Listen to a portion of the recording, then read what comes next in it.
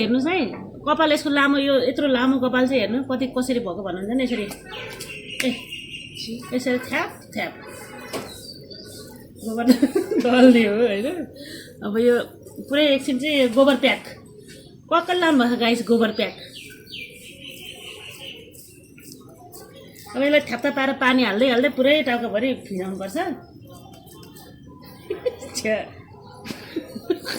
हाल्यो नि अब यो चाहिँ पुरै गोबर प्याक लगाइसकेपछि चाहिँ